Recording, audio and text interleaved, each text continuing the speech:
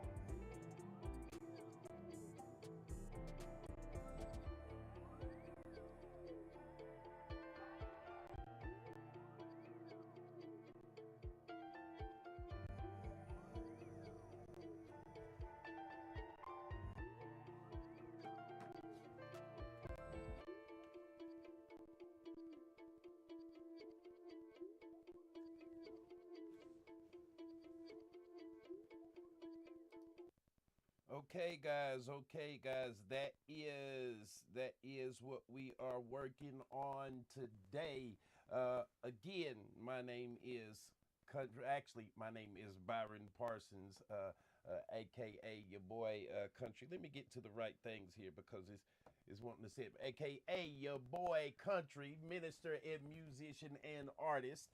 Today we are going to be working on some different things within side of Pro Tools. The song, of course, my album is going to be called The Statement. And the song that I'm working on today is God Only, Bow Down. So yeah, today I'm trying what the thing I want to accomplish is to get a good just pre-mix so that I can record the vocals of inside of Pro Tools. So I want to get a good balance on everything. Before, um, as you see right here up at the kick, the snare, the side stick, clap, my drums are very low because before they were in stereo tracks because that's how they are recorded inside of MPC. And I took the tracks from MPC and put them over inside of Pro Tools. I want them to be mono tracks so I can manipulate them a little bit easier. But there's nothing wrong with the drums being in stereo tracks, but the drums per se is just a monotype. Unless you have the overheads on a natural drum set, then you can put those up to stereo. But usually going to your snare, you got one mic on your snare, one on your bass, few, one on each tom and so forth and so on. So I want to kind of keep that same kind of set up for this. So I want my drums to all be in mono as well as my bass. Same thing with my bass right here, and it seems like I am missing a 808 bass right there. Okay, that's interesting. Okay,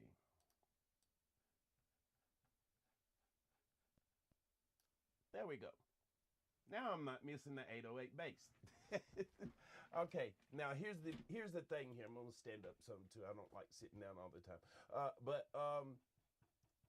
with my drums being as low, I need to get a good solid mix on everything. So when I'm recording, I can actually feel the song. So what we're trying to accomplish today is to make sure that our mix is even. Right here, let's see here. Let's go to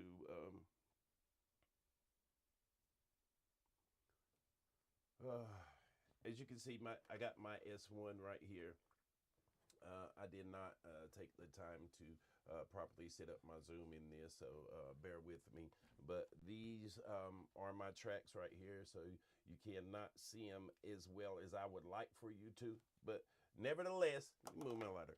Nevertheless, yeah, we want to go ahead and balance everything. So what I am going to do, if I do not have automation on these, and I may, I don't. Ha! Okay. These are the aux tracks right here. This should be labeled, I'm gonna have to fix that. This should be labeled reverb.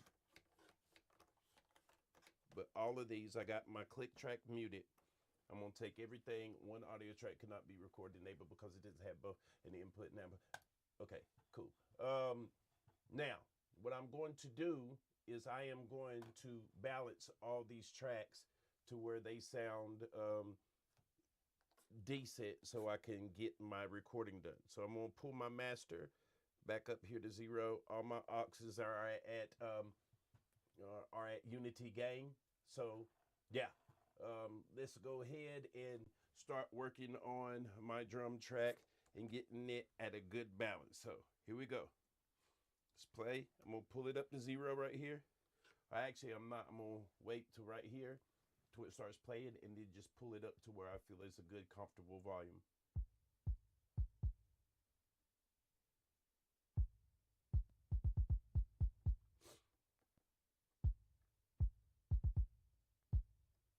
So now I want to pull up my snare.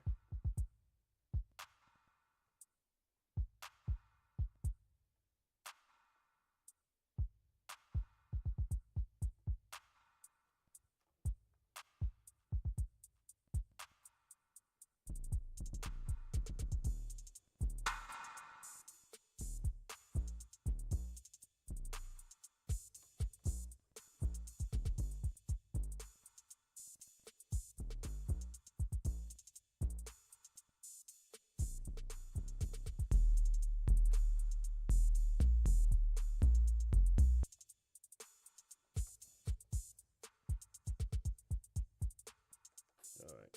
Yeah, I was wondering why they were playing, but anyway, here's.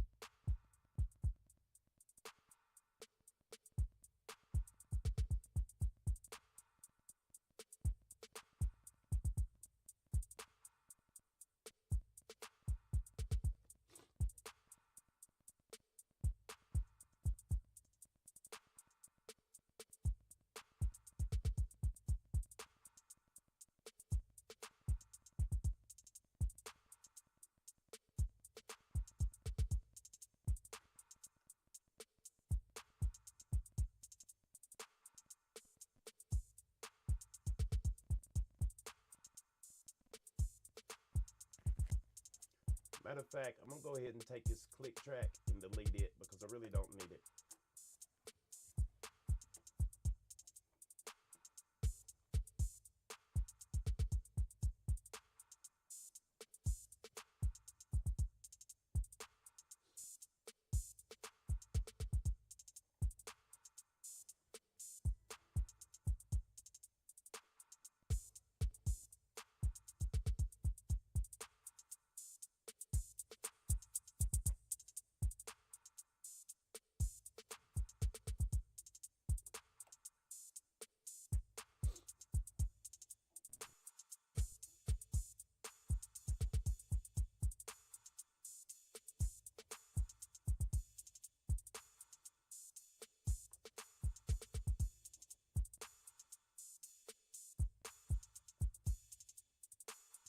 Yeah, it seems like a good balance right there on the snare and everything on the drums right here. Now, the problem that I was having is let's go back.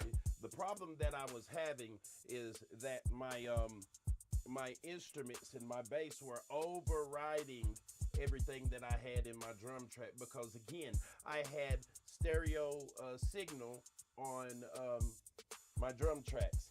So therefore, the signal was a lot louder. It was double as loud, or the amplitude was a lot louder than it is now because since I got a mono signal, I don't have double the signal that is pushing to the submaster.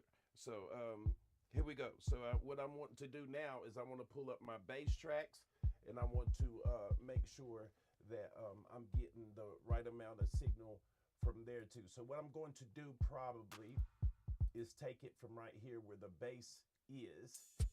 So let's zoom in more. Let's go to right here at 85. And again, I'm in grid mode right there for this. So what I'm going to do, 85 to 93 might be good, but I'm gonna go to 85 to 101 right there because I got bass. You see my two bass tracks right here? Both of those are playing during this time. So I'm going to go 85 to 101 right here. And just, you know, hello. There we go.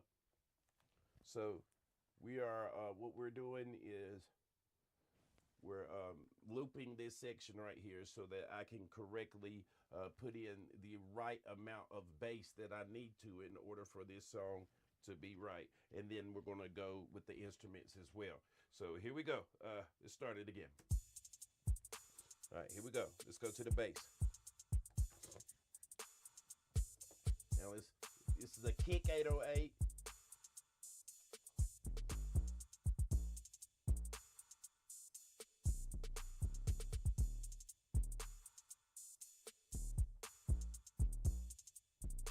I don't want it to override the kick drum, but I want this bass to be in there so that you can hear it good, right?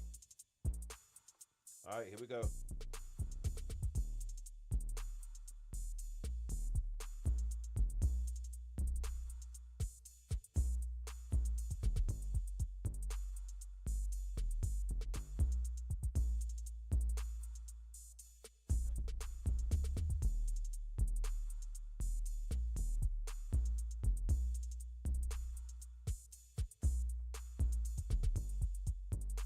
Now what I'm probably going to do is side chain the signal of the kick drum over to the kick bass part so that you can hear my kick drum through the bass 808, the kick 808 right there. And maybe side chain a little bit of that signal also to this 808 bass because I still want the kick to shine through, right? But right now that sounds pretty decent. That sounds like it's got a good flow to it right here. So what I want to do now that I did that, what I'm trying to do now is I want to go to my instruments. The remain sample, that's just the name of the sample, but the sample I need to push up because this is going to be one of the main instruments or one of the main pieces of audio in the song, right? So I want to go ahead and push this up as well. So here we go. Let's see what we got.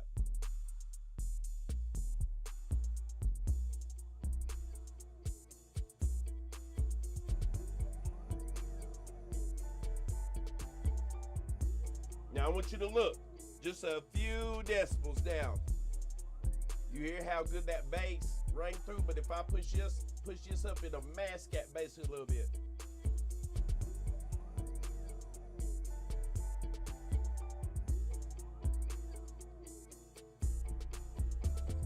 Those are all things that can be corrected in the mix. But actually, that's a pretty good balance.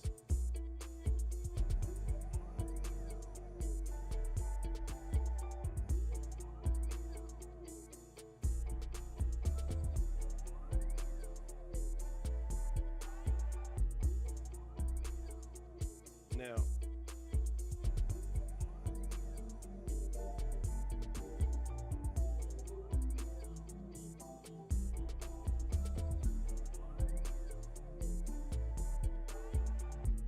now you hear those phasing strings right here? This right here?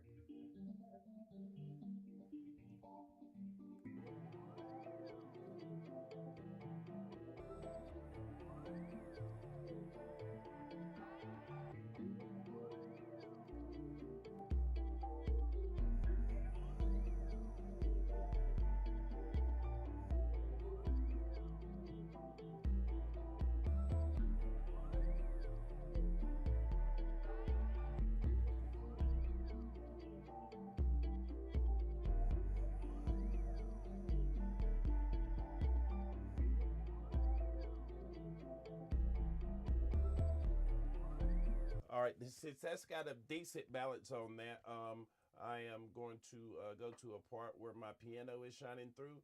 So it looks like the one-on-one right there. The piano comes through. So we're going to go and take that 101 to 117 right here.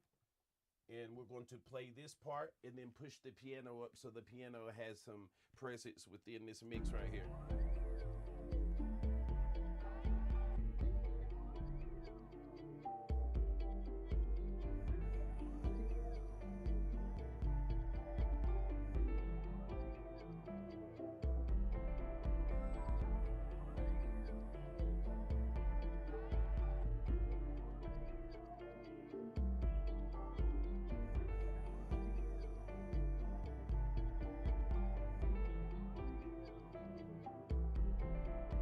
All right, now let's go right here to where the strings come in right here too, because I need them to pop as well.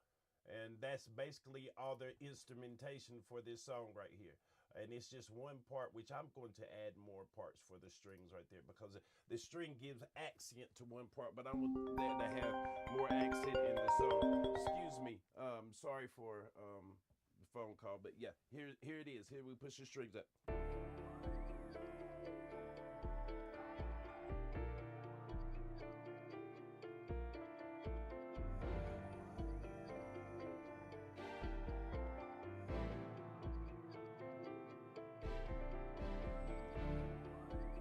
So that should be all the instruments and the bass right there. So let's take off all these solos and see what it sounds like all together.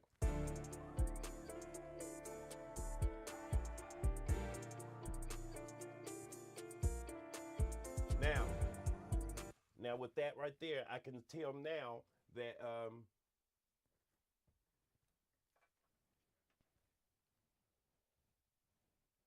hold on one second, guys. That would be great.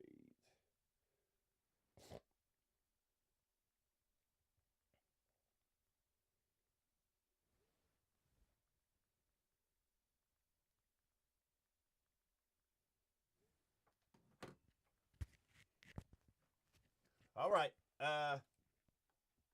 Yeah, it calls for a laughing emoji. I had a phone call, some important business to take care of. But boom, here we go. Let's go.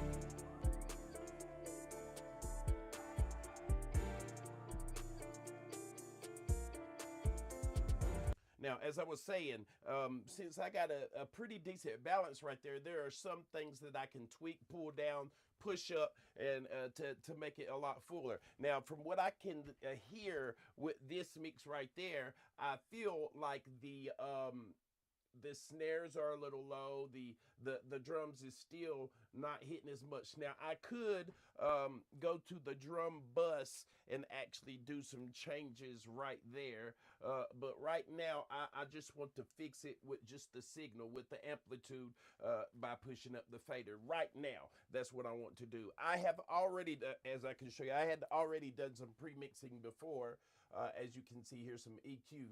The rest of it does not have an EQ because I had the EQ on the stereo bus. So since I broke them down to mono and got rid of the stereo tracks and all that, then I have to go back in here. As you can see the all the EQs right here, the compressors and different things that I got on there. Really what I should do before, matter of fact, let's go ahead and do that. Because right now I'm not really getting an accurate representation of everything with everything the way it is. So we're just going to disable everything and then go at it again. I should have done this before, but I actually forgot about this having processing on it right here. So yeah, we're even going to cut off the sends too. Let's see. Let's go here. Let's cut all these off. Woo! No, didn't mean to do that. Cool though that I can do that. That was done by accident. Wow. So you telling me I can adjust them all like that? That was done by accident, y'all.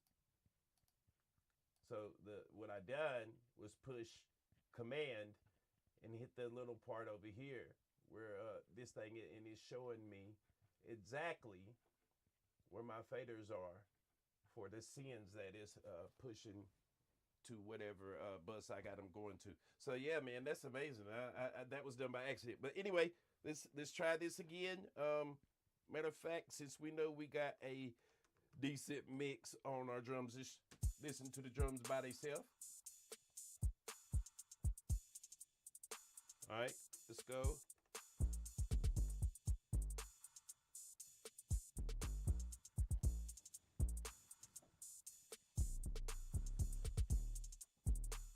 Now I do not have the bass playing right there. I'll tell you what I'm gonna do. Let's duplicate that a couple times. Let's go right here.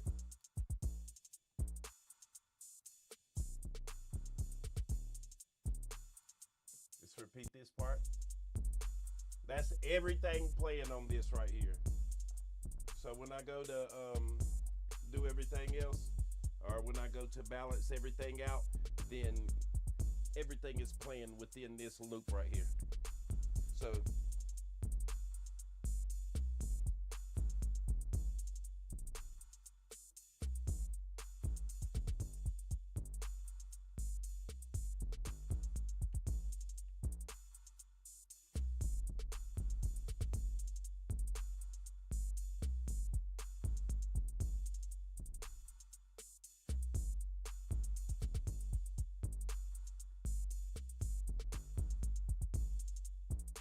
all right, now here we go. Let's add the main sample.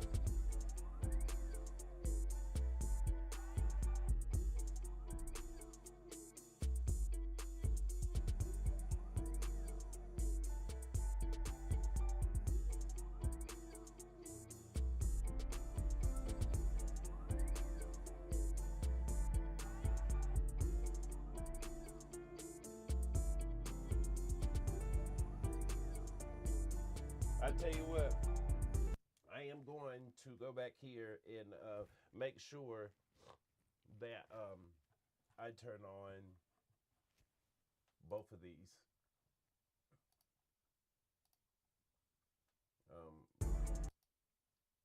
The reason being is there is some muddiness in that piano that I don't know why I thought that that piano would sound absolutely wonderful with that low part on it. Now I thought it was okay when I was recording it, and it didn't sound okay. But there's one note on there that is just irritated me when I was listening to the whole mix. So therefore, I had to take an EQ and go in here and mix that note out. Let me show you what I'm talking about. right here on this EQ, I had to take out right below 250 because that one note was blaring in one part of the song, and that lower end of that note was making everything a little bit muddy because there's so many things sharing that frequency that it was making the whole song sound muddy. So and plus another thing is this particular frequency around here, when we talk about vocals, we use a lot of people talk about 1 to 2K, a little bit above 2K to give that vocal that little bit of shine. But when you talk about vocals, especially a male vocal, your body comes from the lower end.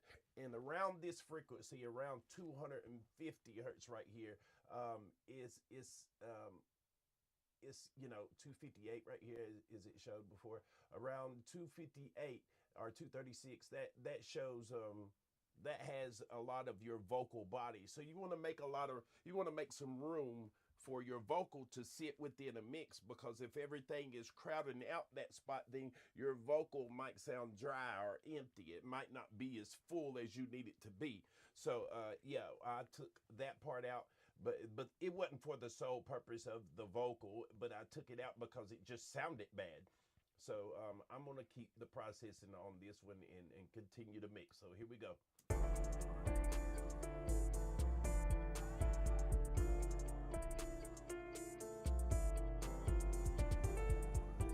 That's too loud.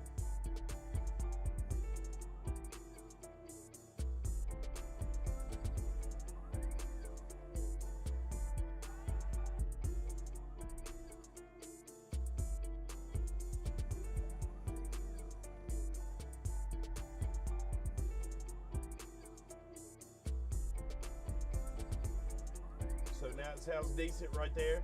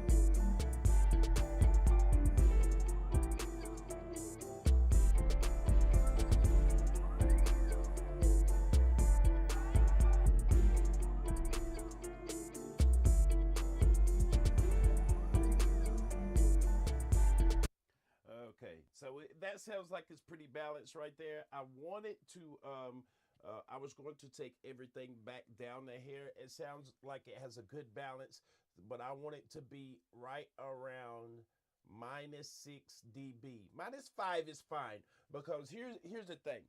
You want to take this process right here, and after you're done with your vocals and after you're done with your mix, so you're going to have to do some more adjusting on all of your you're gonna have to do some more adjusting on sorry, boom, let's get that off. We're gonna have to do some more adjusting on all your faders and the amplitude of every track on here because you want everything to be at a good even level, but you want to leave some headroom so when you do go to mastering, when you send everything to mastering or do your mastering, then you have some headroom to make some more adjustments and to make everything pop and sound a little bit more lively. But I think right here is a good balance. -5 is good. But let me go here to all audio, my group right here. Let's expand this over just a little bit more. Right there, all audio. I make groups as I make the tracks, so I know what to do. Now it does look like all audio, like my bass. Right. Okay. Let's rename these real quick. Sorry.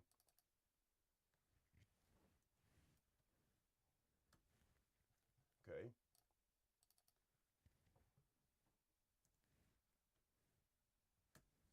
So they are good.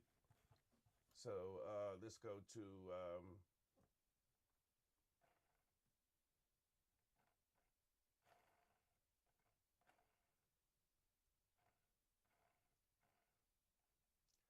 let's see here, brain fart. So now we had that. We're going to go to modify this group right here. Let's modify the group, and we're going to take the 808 kick and the 808 bass both. Hello. Okay. Leave these out of the audio group.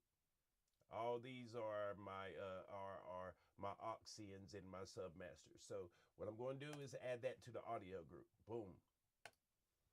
Boom. So now when we play this same part, which is probably that's the loudest part of the song, right? So here we go, because this is during the chorus. So here we go. Boom.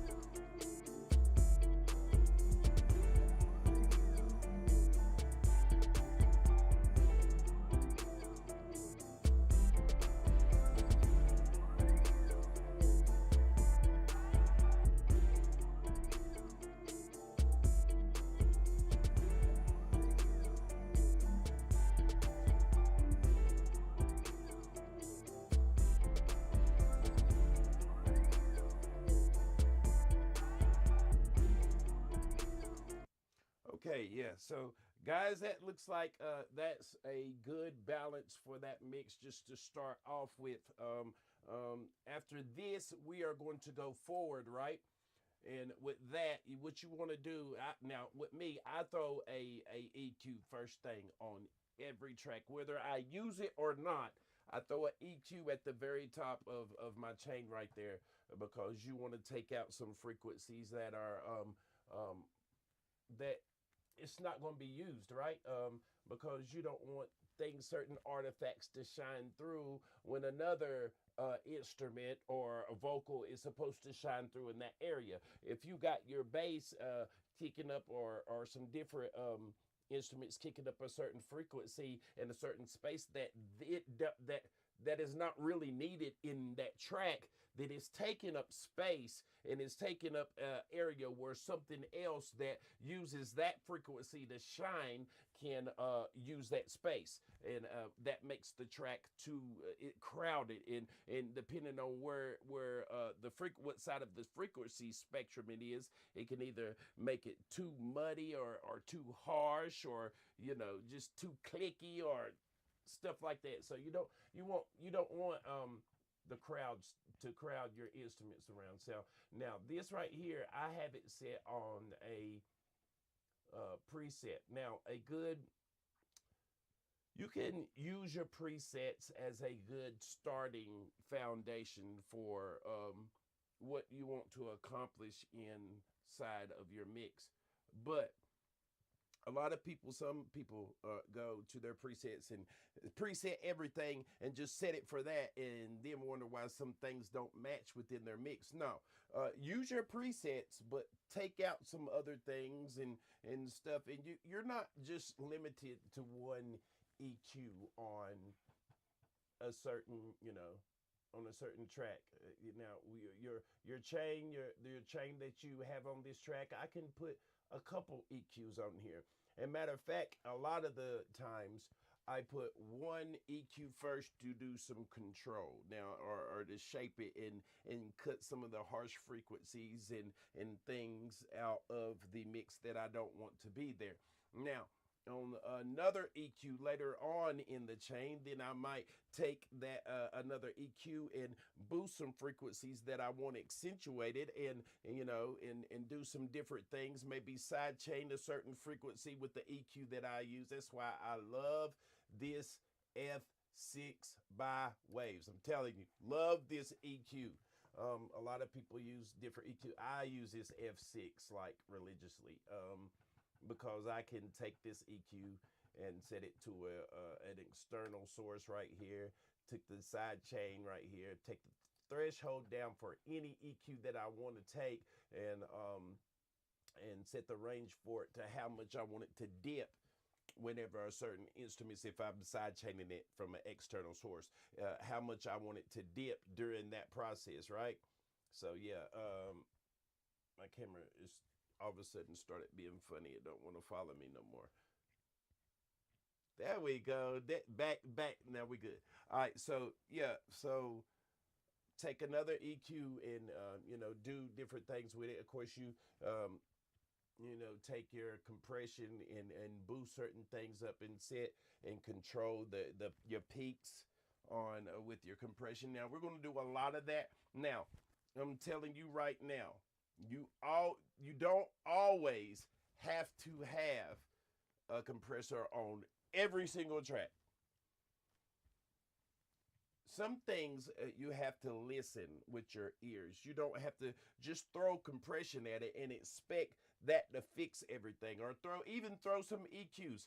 Plugins don't necessarily, they help accentuate what you already have. Number one, if you're recording it with a mic and you got a bad signal on your mic and you don't got enough signal, you got a bad source, so you need to re-record it. All these plugins and all these things that you're throwing at it is just not going to automatically fix it. So you got to have, you got to know when is enough and when to just leave things alone. So you can't throw stuff plugins at a track and expect it to fix everything. And some tracks are fine the way they are. So yeah, you got to know, you got to use balance and know when to use things, and that comes with time, that comes with ear training, that comes with a lot of things. This track by far is nowhere near where I want it to be right now, but we're going to get it that way. I think it's good enough for me to record my vocals on now. And then once I record my vocals, I can come back and do an overall balance mix again, because that's what I'm doing now. That's what we just did, overall balance mix. And once we do that overall balance mix, then I can start taking pieces of it and putting different plugins on things to make sure that everything fits together nicely and everything is glued together and ain't not one part so out of whack that it makes it sound bad. So get you the right tools also. get you the right tools you need to do your mixing and EQing and different things like that. If you have terrible tools that are not telling you the truth, then there is a way around it, because sometimes we use terrible tools and don't know that we're using terrible tools, right? For years, I used these speakers that were really, they were so horrible. So sometimes we use things like reference tracks to understand what we are listening to, right? So we use another reference track, throw it into our session right here. Um, Throw it into your line right here. Throw it into your edit window right here on the bottom, and then mute everything and then push play and see how it sounds, right? So you want to try to match what you got here based on that track that you have in there. So when we listening to it on monitors that are not as great, then we can clearly hear what these monitors actually really do. Some boost the lower end, some are colored in the lower end, some color the high end, some make the mids a little bit too colored. But you want to keep everything. You want a speaker that is pretty much flat most of the way around. You know what I'm saying? So you can clearly hear what is actually being told to you by the song and by the speakers and by the audio. That the audio will speak a certain language to you, but you got to know what to listen for. You know what I'm saying? So therefore, yeah, man. Happy mixing to everybody, man. This is going to be a process with this one. I got to record it. I'm making a special video for this song, as I'm doing with all of my songs in this whole project called The Statement. That's the name of the album. But yeah, I'm doing the whole project this way. We're going to record and do the making of all this stuff. But yeah, quick announcements, and then I'm going to go ahead and get out of here because I got a lot of things to do today. I got a gig I got to play at today, or not necessarily a gig, a church program that I have to play at and do things. So I'm going to go ahead and get off here and prepare myself for that. But quick announcements. Here we are, recording of Jesus Paid It All. I wanted to have the whole album done by this time, but I am going to have all the mixing done for this song, but the vocals, and then come back and mix the vocals in the few days after this, and hopefully have my album released early in July. But here it is, recording of Jesus Paid It All. Help us by lifting up your voices as one to Christ our King at Grace Kingdom Life Ministries. June 20th and 26th will be the practice. Now, I am going to take a poll and engage when would be better at 10 o'clock in the morning to 12, or 6 o'clock to 8 o'clock in the afternoon. But we got time, right? We got time. This is almost 2 months for people to participate and show up. June 27th will at 4:30, which is on a Sunday, at Grace Kingdom Life Ministries. We will be recording this song, right? We will be recording this song. So I'm very excited about this song. I think this song is going to be major. It is going to be a wonderful and beautiful thing, and I'm ready for it, man. I am so ready to do this. So yeah, y'all stick with me, keep it with me, keep on kicking it with your boy Country. Also, if you have it, support my ministry, man, and support me in doing what I'm doing. It takes a lot of work. I put a lot of hours into doing this, and it's not only I do it for myself. I put a lot of hours into our ministry at church. I put a lot of hours into a lot of these things that I do. Sorry, guys. Concerning music, you see, music is a big part of my life. Music is a major part of my life, and I want to continue to do these kind of things and continue to give y'all good content, and also continue to lift up the name of the Lord by doing what I'm doing. So if you can support me in this, there is a QR code for my Cash App. It doesn't matter what it is. Any support will be welcome. I don't care if it's 50 cents. I don't care if it's 2 cents. I don't care if it's 100. I don't care if it's 200. Whatever you can give, I greatly appreciate it, and I thank you in advance for it. But yeah, man, that's all I got for you today. It's your boy BP, and I'm up out of here, man. Love y'all. Peace.